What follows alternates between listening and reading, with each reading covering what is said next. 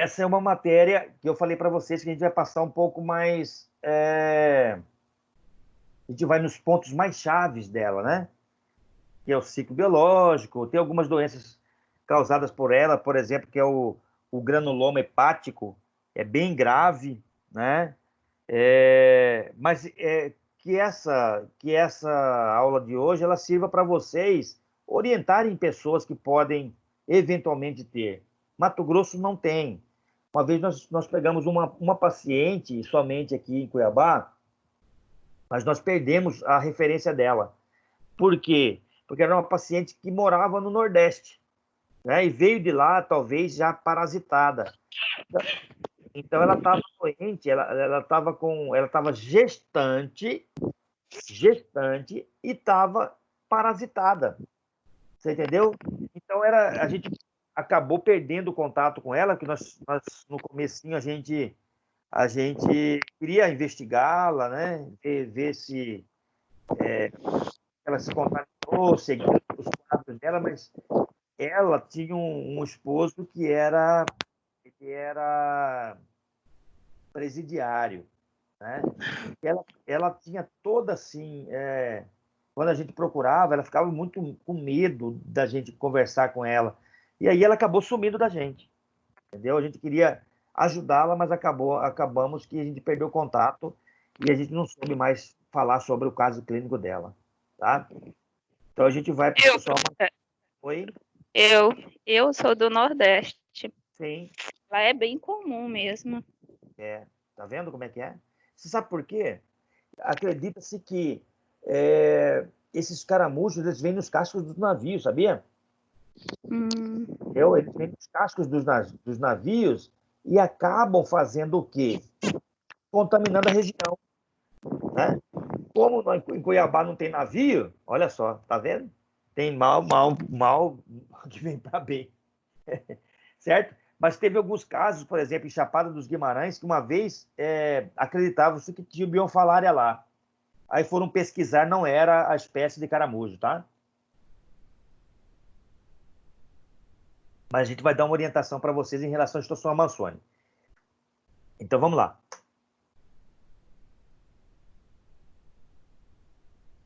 Ué, travou.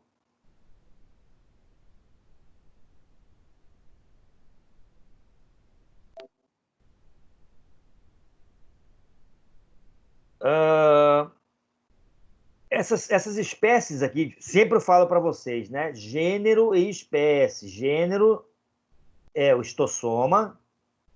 Eu quero que vocês, gente, ó, escrevam corretamente, tá? Já vão escrevendo corretamente. Nunca.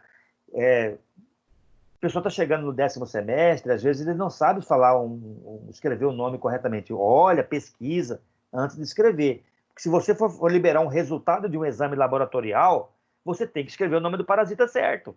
Não adianta. Ah, professor, mas lá já vem indicado, né? Quando vai digitar, já tem lá. As transformações, a gente só clica nele. Tudo bem, tá? Mas eu sou um cara tão perfeccionista que às vezes você tem que escrever no laudo, né? Quando você está pesquisando, escreve o nome correto. Se eu sou dono de um laboratório, eu cheguei lá, Ana Maria, não fala um negócio desse, Ana. Como que você escreve situação Amazônia errado? O nome científico, gênero, espécie, não é dessa forma que escreve. Então, cria um clima chato, né? E você demonstra que você não está se adequando dentro do processo. Então, o que a gente tem que fazer? A gente tem que aprender a escrever nome de parasitas, tá?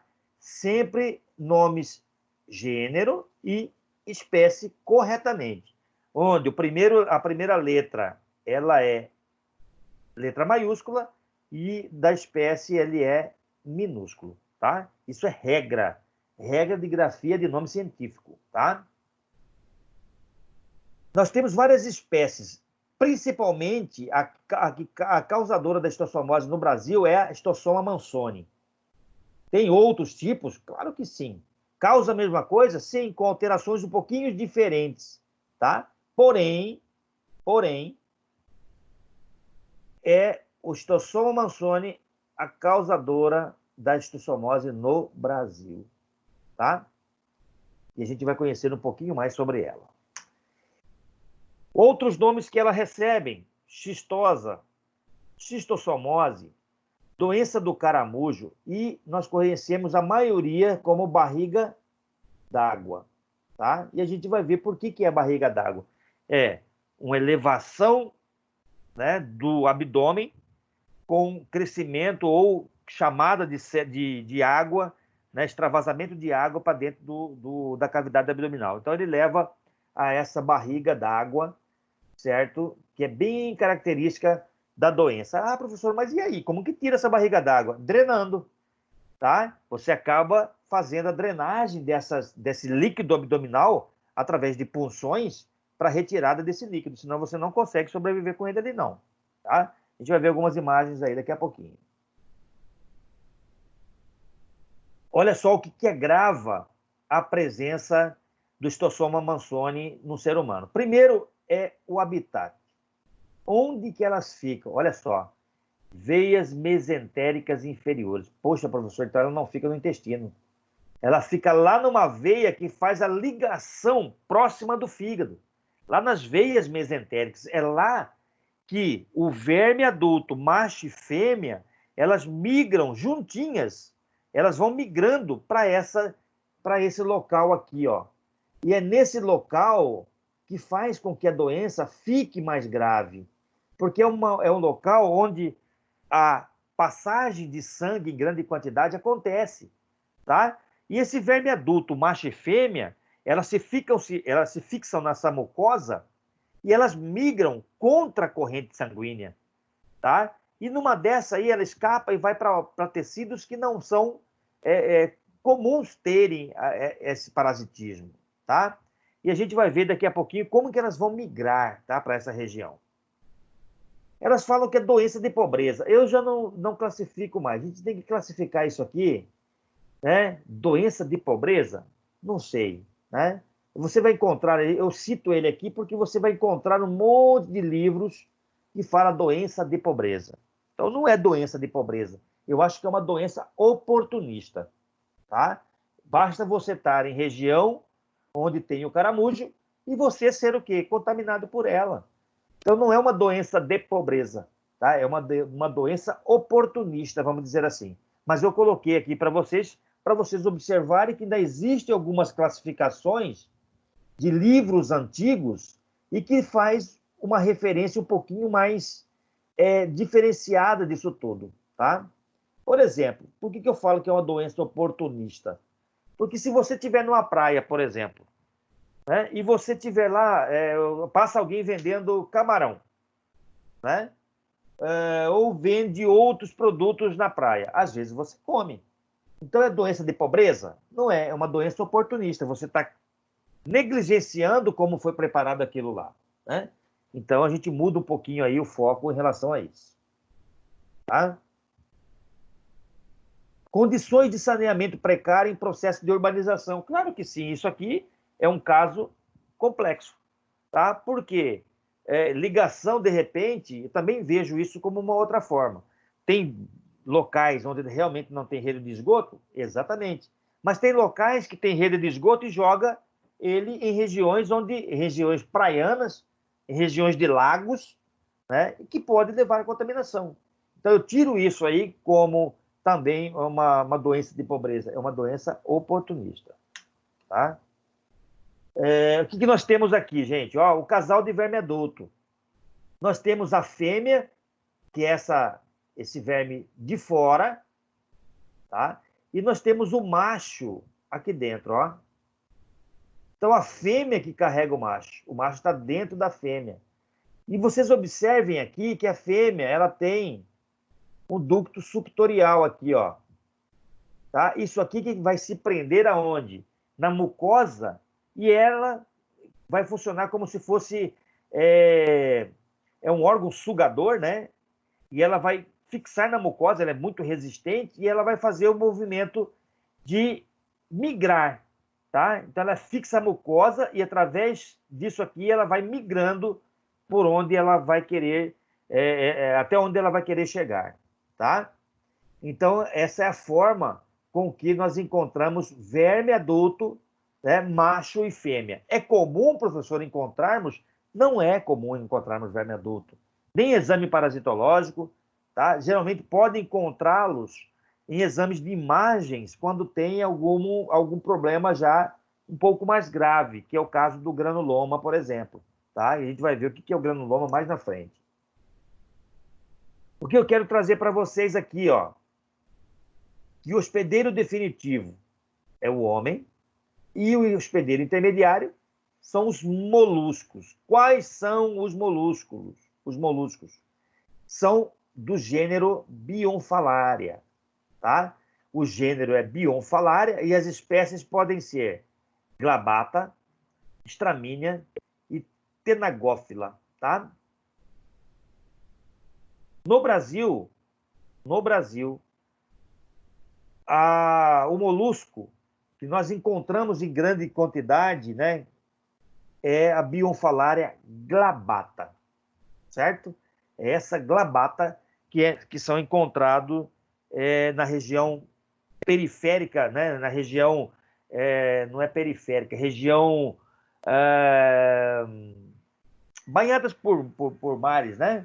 Sudeste, Nordeste, Norte, né? Então, são moluscos que foram encontrados nessas regiões. Então, em grande proporção, a maioria do hospedeiro causador da esquistossomose no Brasil é pelo Bionfalaria glabata, tá?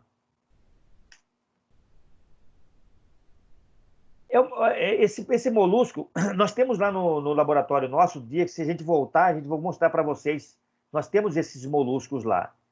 Ele é bem diferente de todos os outros. Tá? Deixa eu ver se tem aqui uma imagem. Ah, tem, tá aqui. Senhor. Aqui, tá? Essa região, esse molusco, ele parece que você apertou, né? Apertou as duas regiões, tanto desse lado quanto do lado de lá, e você tem essa parte do meio dela para dentro, tá? Ela não tem aquela protuberância para fora de outros caramujos que a gente costuma ver aqui na região centro-oeste. Tá? É como se você tivesse colocado ela na ponta dos seus dedos, no indicador e no seu dedão, e apertado ela bem no meio. Então ela fica bem para dentro, nessa região, tanto desse lado quanto do outro lado. É uma característica dela. Tá? Olha só. Né? Parece que você apertou bem no meio e você fez a compressão dos dois lados, tá certo? Olha como é diferente o tipo de tamanho, né, de molusco, de cores.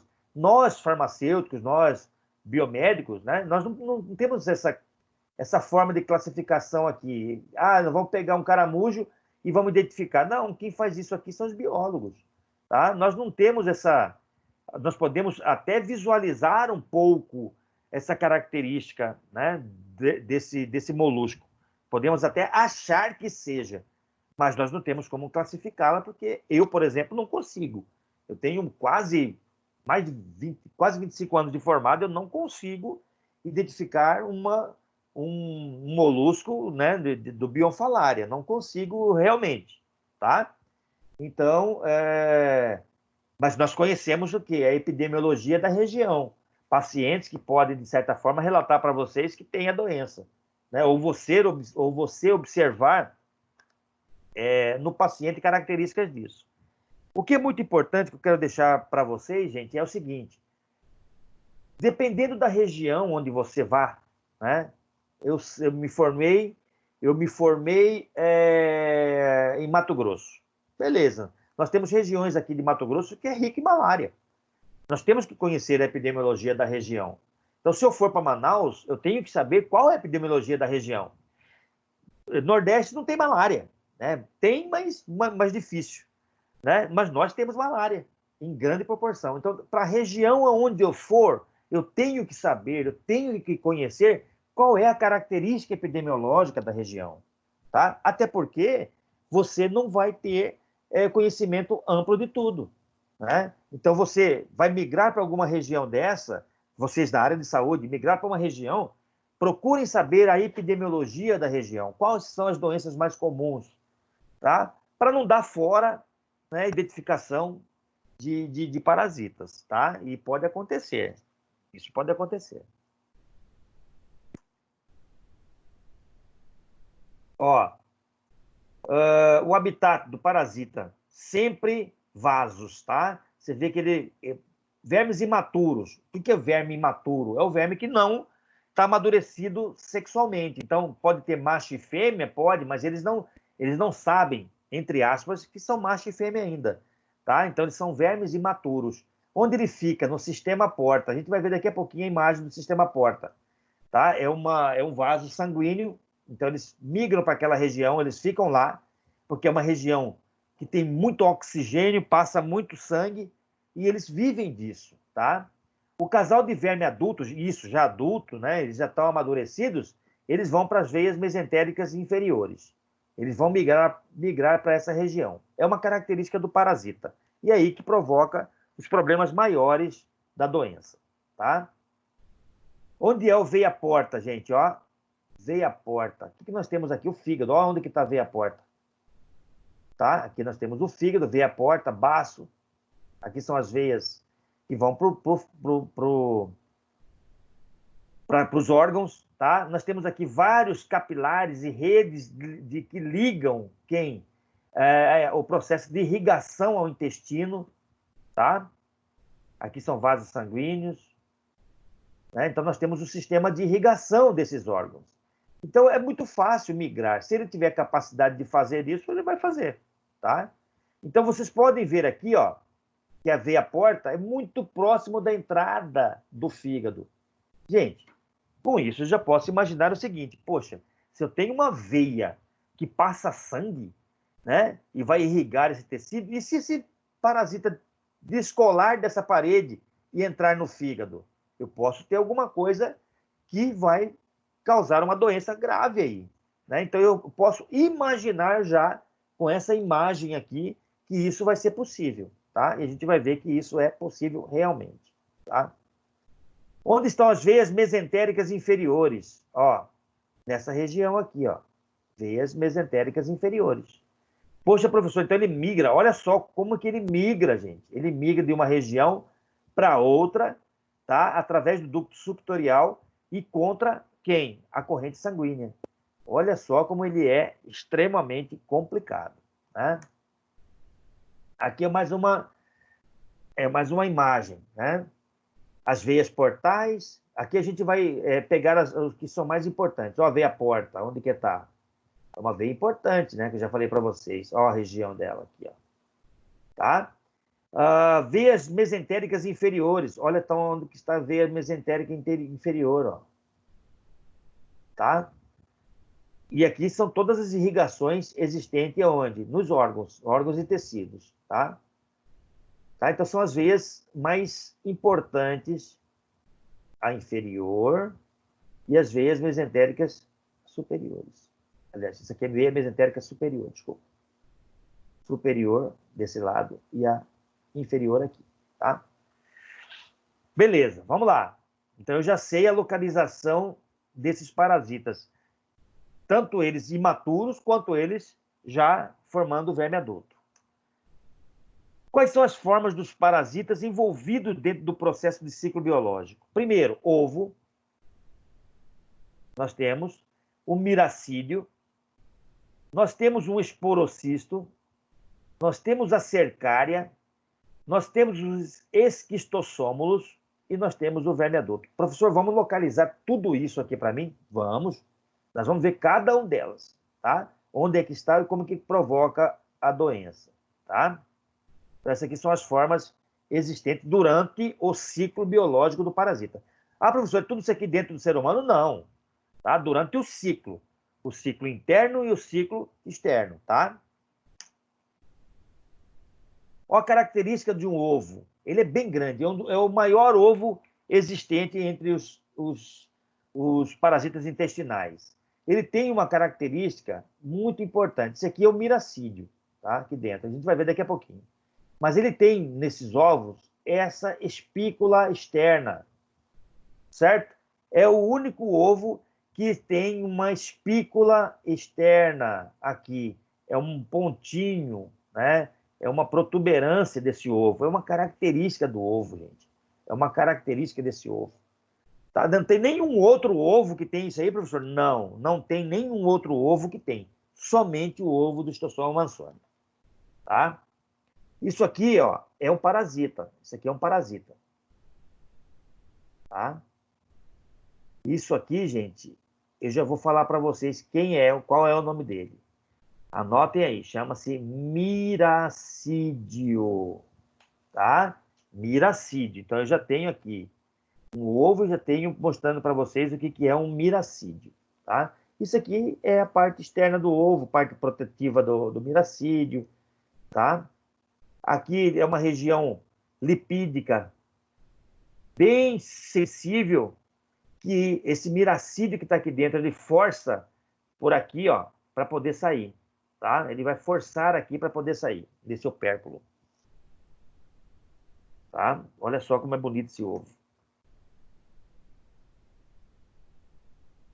Forma infectante do caramujo. Quem que é a forma infectante do caramujo? Olha quem que é.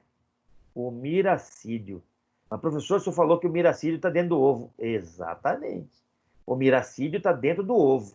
Então, para ele infectar um caramujo, esse miracídio tem que sair de dentro do ovo e encontrar quem, gente? Quem? O caramujo, tá? Então, o paciente lá que tem esse ovo dentro dele defecou perto de um lago.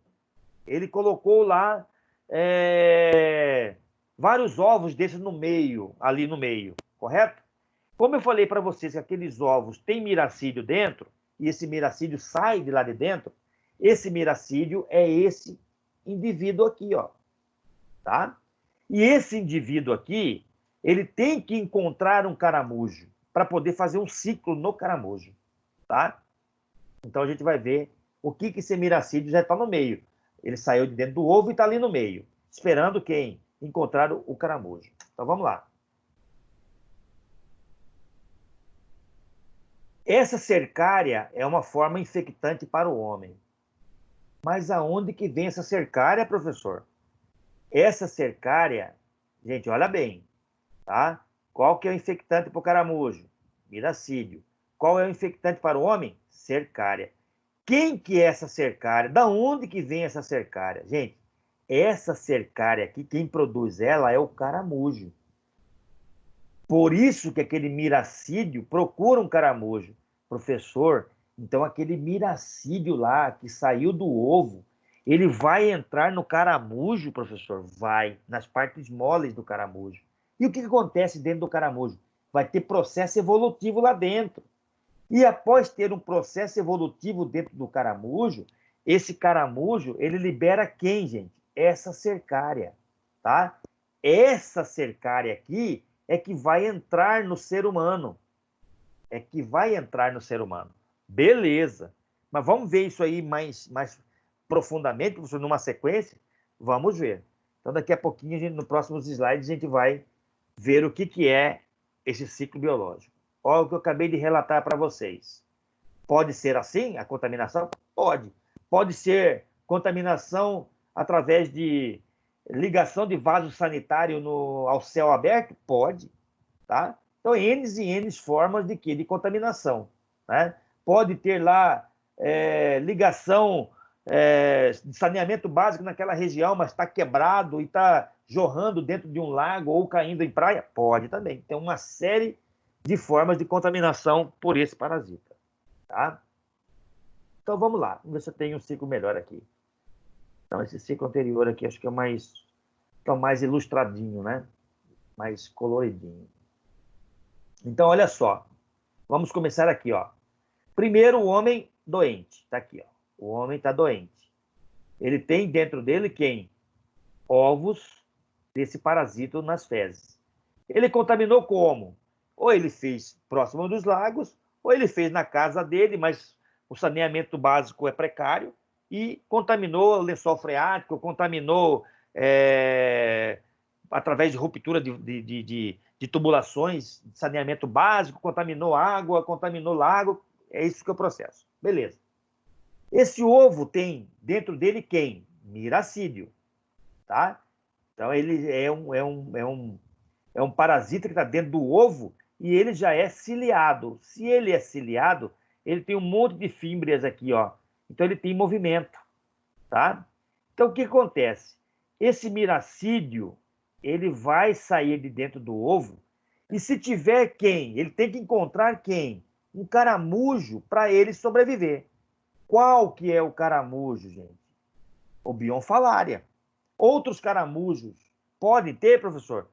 Nós não temos estudos que dizem que outros caramujos podem evoluir. Ah, eu estou falando isso agora, tá? De repente, daqui a pouco, antes do almoço, vocês forem lá na Fiocruz e eles já começam a trazer outra coisa diferente, então, tá? É outra coisa. Hoje, ele não diz que existam outros caramujos capazes de desenvolver o ciclo nele, tá? Então tem que ser o Bionfalaria. Então, se está no meio, tá? Se está no meio de um lago ou de outra, nós temos que ter quem? O caramujo Bionfalaria. Por que a região Nordeste, Sudeste, Norte são os maiores causadores da estossomose? Porque justamente isso. São nessas regiões que tem o caramujo Bionfalaria. Tá? É lá naquela região que tem o caramujo Bionfalaria. Mas de onde vem, professor? Acredita-se que venha da África, né, ou de outras regiões do mundo em cascos de navios.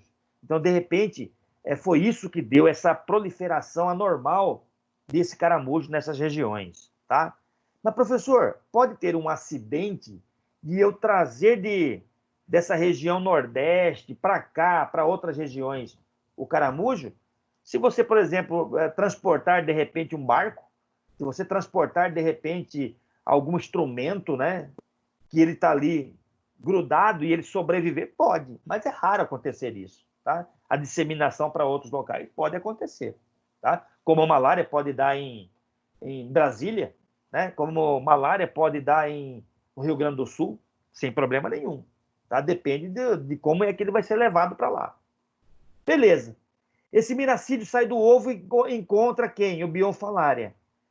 Dentro do Bionfalaria, eles vão liberar, faz todo um processo maturativo dentro desse caramujo e com a intenção de que única e simplesmente liberar esse indivíduo aqui, gente, ó, tá? Esse indivíduo aqui, que são as cercárias. Essas cercárias é que vão provocar a doença em outro homem, tá? Não é esse miracídio aqui que pode entrar nesse homem. Não. Ele tem que liberar cercária. Somente a cercária é que vai penetrar, tem o poder, né, de penetração ativa na pele desse indivíduo. Tá? E não é só uma cercária, são várias cercárias. Por isso que tem pacientes que são contaminados, eles têm chama-se dermatose do nadador, se não me engano, é esse nome. Então fica cheio de bolinhas avermelhadas na perna, tá? Então é uma característica, por exemplo, se você estiver trabalhando nessas regiões, observar na pele desse paciente se tem essas dermatites, tá? São pontinhos avermelhados que podem, de repente, direcionar você a ver que houve uma infecção ou uma infestação, tá? Porque ele dá uma dermatitezinha nas peles, na pele onde houve a entrada dessa cercária, tá? Então, para onde que vai depois? Essa cercária penetra no ser humano e elas vão para onde, gente? Ó, para veias do mesentério. Lá é que eles vão se tornar macho e fêmea, ocorre o processo de migração, né, do intestino, tá? E ali ele provoca a formação de novo de ovos que vão ser eliminados. E esse ciclo se repete, tá? A gente vai ver uma característica importante da cercária aqui.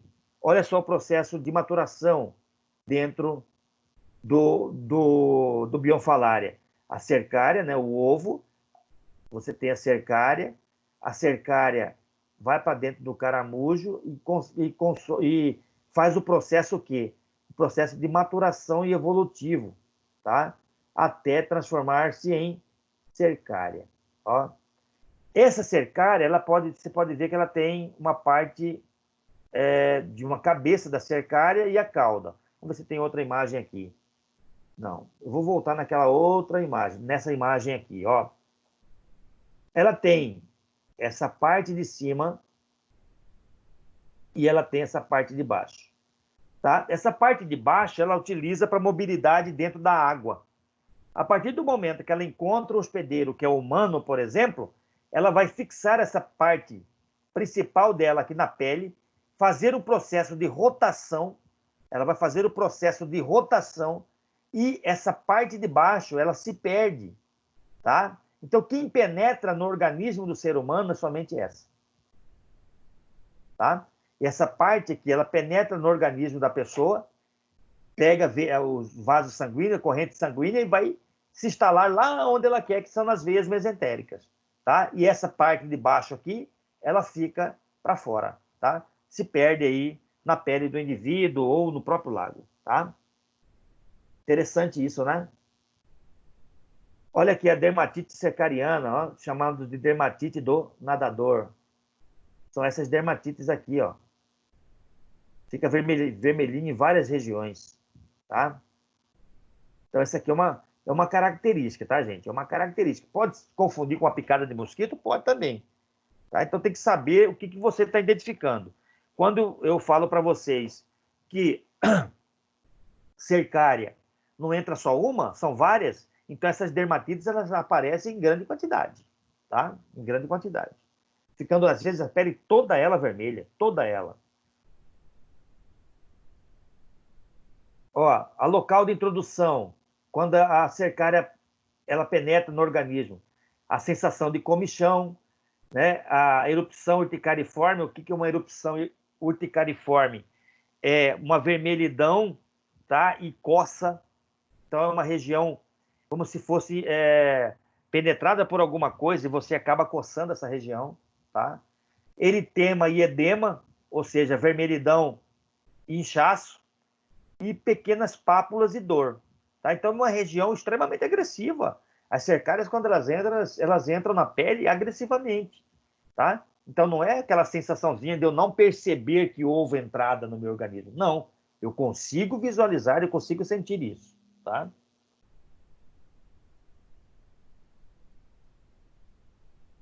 Então vamos lá.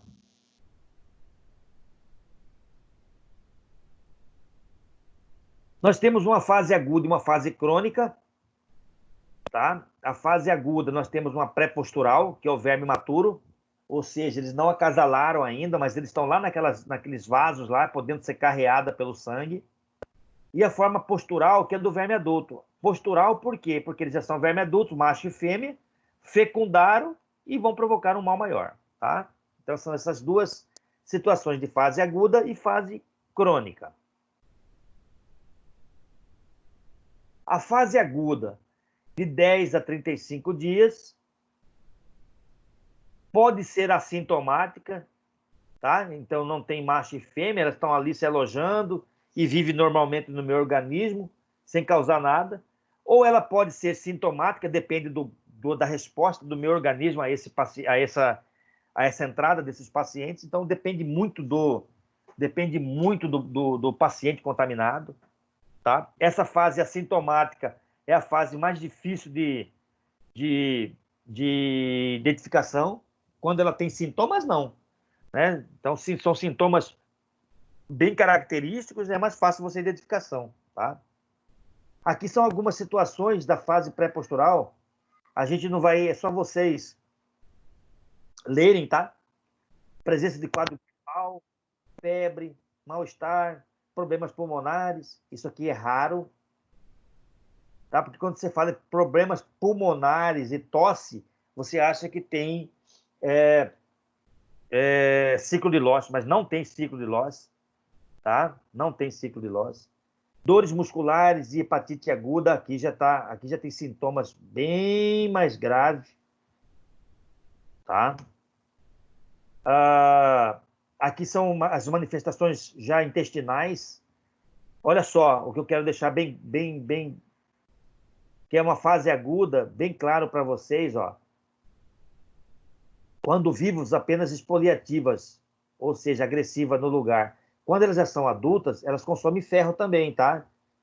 Não é um consumo de ferro tão grande como é dos ancilostomídeos, mas ele acaba fazendo um grau de anemia bastante grande, tá? 20% de seu peso de glicose, então ele te dá uma prostração, porque ele utiliza a glicose, né, que é a primeira fonte de energia do meu organismo. Lembrando vocês, gente, que pode ser que o paciente apresente, pode ser que o paciente não apresente, tá? Sintomática e assintomática. Febre, diarreia, cólica, desidratação leve. Isso aqui se confunde com um monte de outras doenças, um monte. Se ele te apresentar para você somente essas características, fica extremamente difícil você saber que o paciente tem o quê? Histosoma Sony. Tá? Se você não fizer o exame parasitológico, localizar ovos, ou ele apresentar já alterações mais graves, você não consegue detectar. Tá? Olha só, hepatomegalia, fígado grande, esplenomegalia, baço grande. Aí já tem uma complicação um pouco maior. Tá? Apesar de que existem algumas doenças também que levam a esse quadro. Então, você tem que esgotar as possibilidades de investigação e ir subindo o grau de investigação desse paciente. Tá? Vai subindo o grau de investigação. Isso aqui se confunde com isso. Isso se confunde com isso. Ah, tá. Então, qual que é o ponto-chave que vai me detectar se esse paciente tem ou não? Eu tenho que encontrar. Tá? Essa é a nossa função como agentes de saúde, propagadores de saúde pública no Brasil. Tá? Bom, isso aqui é para quebrar um pouquinho o gelo da aula, né? Algumas imagens diarreicas, né? De diarreia. Isso aqui é uma diarreia explosiva nos casos existentes, então ela pode se confundir com um monte de outras doenças, tá? Então eu tenho que achar alguma situação que vai fazer com que ela solucione, que vai me dar um diagnóstico para esse paciente. Aqui ainda na fase aguda da doença, vamos lá para os pontos mais chaves. Sudorese não é ponto-chave, calafrio não é ponto-chave, pode se confundir com outras doenças. Emagrecimento também não é ponto-chave, a não ser que seja um emagrecimento já com barriga d'água, né? Com hepatomegalia, com esplenomegalia. Pode ser que você consiga, de certa forma, já descobrir. Fenômenos alérgicos, só se for a dermatite de contato, tá? Que dá para você também verificar, mas isso some com o tempo, né? É aquela primeira fase de contaminação que você consegue detectar. Depois, essa dermatite, ela some, tá? E aí você não consegue mais saber se pode ter sido causada pela cercária. Tá? Tenesmo, que são ressecamento. Linfadenia, que são infartamento de gânglios, também pode confundir com outras doenças, tá? Então, até agora aqui, um monte de sinais e sintomas que se confundem com todas as outras. Mas a gente vai indo, tá? Leucocitose com eosinofilia. Eosinofilia em parasitas é normal. Eosinofilia em parasitas é normal. Se você tiver parasitado por qualquer outro parasita, a eosinofilia, quando você faz um hemograma, tá? Aparece células lá que são específicas para eosinofilia, só que a leucocitose ela não aparece em quadro de quê? De exame parasitológico. Não é comum. Então aqui já tem um diferencialzinho aqui, tá? Aumento das globulinas. Por quê? Transaminase. Por causa do fígado que foi afetado. Isso aqui pode não ser o indicativo de histossomose, só se você associá-lo com outros sinais e sintomas e outros exames laboratoriais, porque numa hepatite, por exemplo, pode ter tudo isso aqui alterado, tá? Isso aqui pode estar alterado numa hepatite. Só que a gente vai ver que o Histossoma mansoni ele ataca o fígado, tá? Então, ele pode ser um indicador.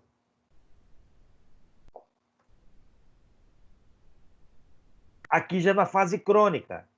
A fase crônica da doença que é a fase mais complicada, porque aqui ele já cronificou, ele já tem sinais e sintomas mais evidentes, tá? Bem mais complexo.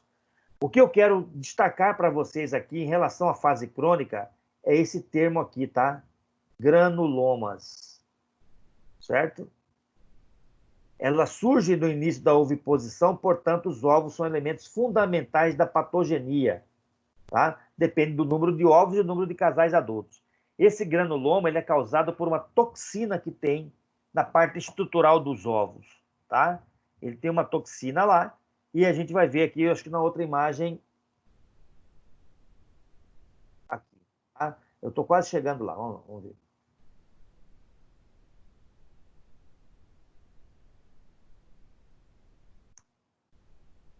Então, guarde bem aquele nome chamado de granuloma, tá?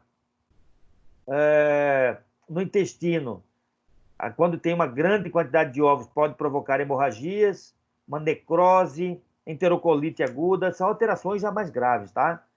Aqui, olha só, uma alteração a nível do intestino, o fibrosamento do intestino, né? E a formação de nódulos nesse intestino que pode ser confundido com carcinoma. O que é um carcinoma? É um câncer, tá? Então, olha só como essa doença ela se confunde com várias outras, várias outras, certo? Então, aí a gente vai tendo que fazendo exames para poder identificar o parasita. Olha só, formas intestinais, diarreia com sangue, confunde com todas as outras, tá? Diminuição do peristaltismo, ou seja, você defeca com menos frequência, fezes endurecidas, né? Constipação, dando constipação. Aqui ela traz o granuloma, o que acontece no fígado. Isso aqui já é importante, tá? Nos casos da crônica, tá? O que vai acontecer? Olha só, é a migração desse ovo para o fígado. O que é isso aqui? É uma reação. Isso aqui é um ovo, tá? Isso aqui é um ovo que foi carreado para onde? Para dentro do fígado, certo? E toda essa parte externa dela aqui, ó, tudo isso aqui, ó, é o que? Uma reação inflamatória. É chamado para a região várias células de defesa, tá? Para justamente atacar o antígeno desse ovo aqui. Tá? E o que faz com isso, gente? O meu organismo, quando ele faz essa tentativa de defesa contra esses ovos, ele necrosa isso aqui. Tá? Ele torna esses locais aqui mais escurecidos facilmente quebrável. Tá? Então, pode ocorrer aqui processos hemorrágicos por ruptura de tecido. Tá? Rompe tecido aqui e esse paciente ele pode vir o quê? A ter sangramento a nível hepático. Tá? E como nós sabemos que o fígado não ele é um órgão que não é facilmente cicatrizável, tá? Demora-se demais por ser um órgão mole, né? Um órgão bem diferente de todos os outros. Esse processo de sangramento pode vir a óbito, né? Pode fazer com que o paciente venha a óbito. Tá? Então, o granuloma é o quê? É o estágio mais grave do problema crônico dessa doença. Então, lembre-se bem disso, o granuloma, tá? Essas outras situações em relação ao fígado são alterações, tá? Que é para vocês se enriquecerem um pouquinho mais dessas características. O livro didático de vocês não traz isso tudo, tá? Não traz isso tudo. E isso aqui vocês estão vendo só para enriquecimento para vocês aqui nessa aula. Então, o livro didático ele é bem mais simplesinho em relação a isso aqui. Tá? Fibrose periportal, a gente não vai entrar muito nesse detalhe, eu vou deixar isso aqui para vocês terem um conhecimento maior. Tá? O que eu quero destacar da fibrose periportal são as varizes. Tá? O que é fibrose? Fibrose e endurecimento. Periportal é lá próximo de onde ele fica, do sistema porta. Tá? Então, ele provoca o quê? Varizes. O que é varizes, gente? É o distendimento desse vaso. Tá? E se ocorre o distendimento desses vasos, o fluxo sanguíneo nesse local está comprometido, Porque esse vaso ele funciona de um jeito, ele é bem fechadinho. Se eu tenho varize, eu tenho um aumento do volume, da abertura desse vaso. Então você já pode imaginar o seguinte, que a circulação dentro desse vaso está comprometido. Tá? Então, as varizes nada mais é do que o comprometimento vascular causado por esse parasita. Tá? Olha só, opa, desculpa. Olha só um quadro, né, de barriga d'água, certo? Paciente magro, né? E essa barriga d'água aqui, ó. Isso aqui só sai daqui através de punção e retirada desse líquido daqui, tá, gente? Ele não sai através de medicamento, ele não sai naturalmente. Não, é só punção e retirada, extravasamento de sangue, de líquidos para dentro do abdômen. Pode ter sangue? Pode. Pode ter só líquido? Pode ter só líquido. Tá? Depende do comprometimento do paciente. O que nós chamamos de barriga d'água, gente, é um termo médico chamado de ascite. Tá? Então, é água na região abdominal. Tá? Olha só como que é retirado. Você faz a punção em região que não é vascularizada e você aspira ele através de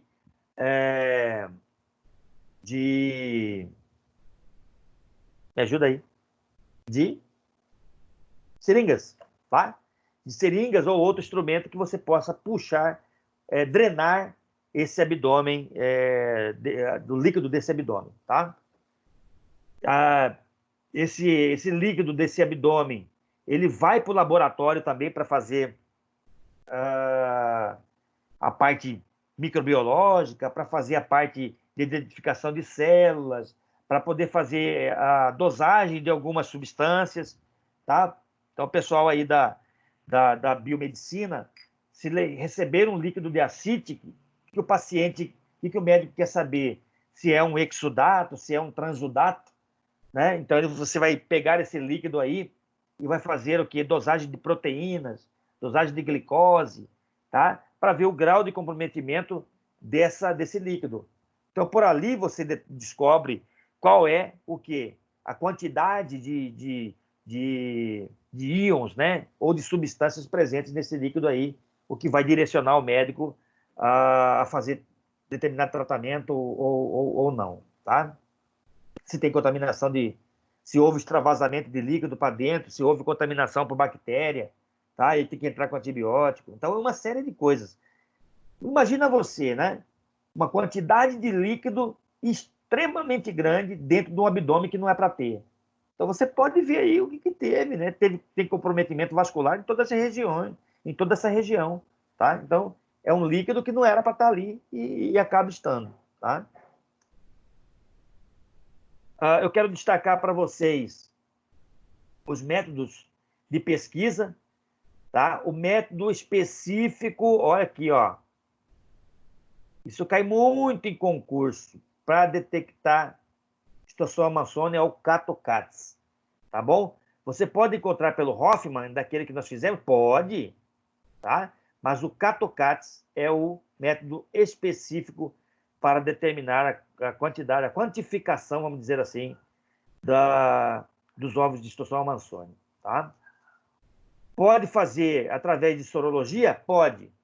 Geralmente, pacientes que fazem sorologia, ELISA, imunofluorescência indireta, são os pacientes crônicos, tá? São os pacientes crônicos. Crônicos. Isso. Beleza? Epidemiologia. Onde estão esses caramujos, né? Presença de águas limpas e paradas. Olha só, águas limpas e paradas. Local de reprodução dos caramujos tem que ser observado da região próxima desses lagos, né? Dessas águas. Nadar em águas paradas, limpas, com presença de caramujos, isso aqui é muito importante. Eu tenho a informação de uma antiga professora minha, que é muito eficiente na região norte, nordeste, né, e sudeste, a fiscalização maciça sobre esses caramujos, tá? Na presença desses caramujos, eles conseguem, né, a eficiência na descoberta e no tratamento. Isso é muito importante, porque se não tiver o caramujo, ele não produz a cercária que pode entrar em outro indivíduo, né?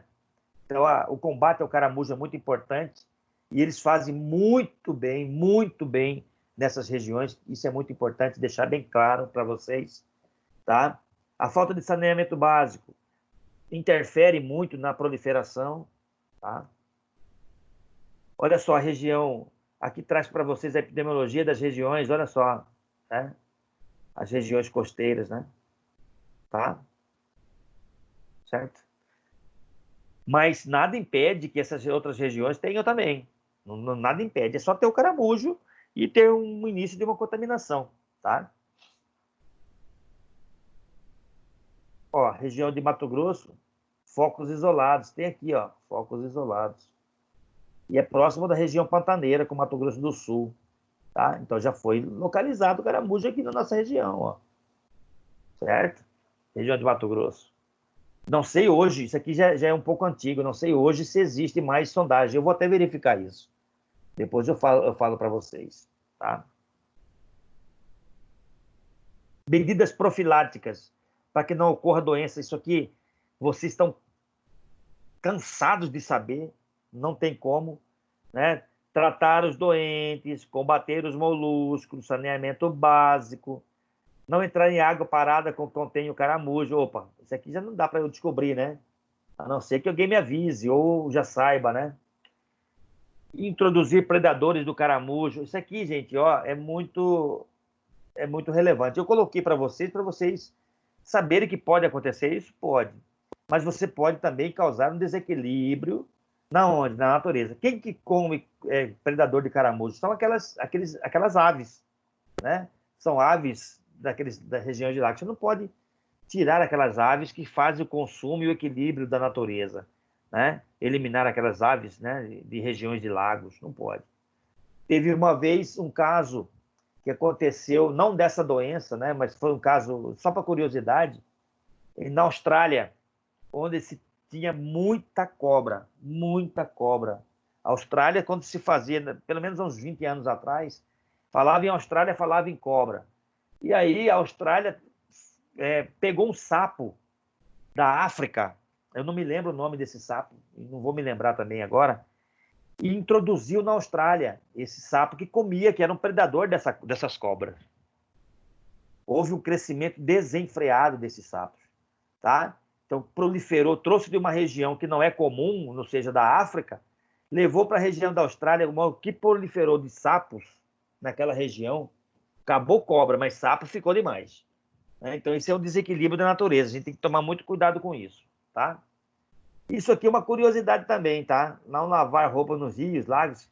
Isso aqui é da antiga, certo? É do meu tempo, tá? Do tempo da minha antiga.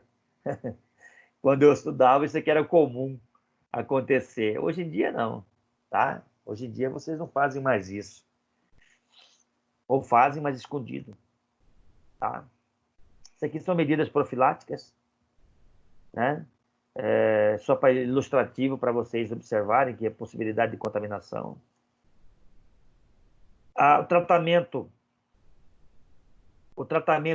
nós não vamos entrar no tratamento dela, porque vocês vão ter aula com o Zé Ricardo, vocês vão estudar toda essa parte de granuloma, mas eu já vou adiantando para vocês que a droga de escolha são essas duas, certo? Que vai eliminar quem? O verme, seja ele quando eles são adultos ou têm maturidade, tá? Ou sejam eles quando não estão maduros ainda. Então tem que ser eliminado antes de provocar o quê? O acasalamento.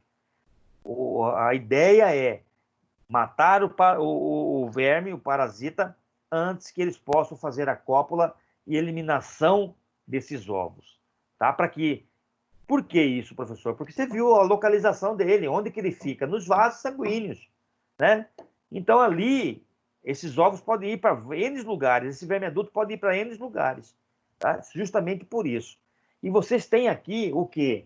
Um ciclo totalmente diferente, né?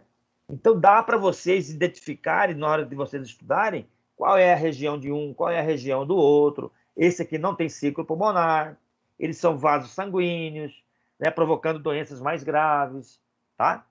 Então, tá aí para vocês já darem uma pesquisada. E fica esse recado para vocês. O futuro pertence àqueles que acreditam na beleza dos seus sonhos, tá? Talvez o sonho não seja tão palpável assim, atingível, mas você pode tentar buscá-lo, tá? Então, depende de você, tá? Para você se tornar um bom profissional, basta buscar, tá? Estudar, exigir um pouquinho mais de você, tá bom? Certo, moçada? Tudo bem?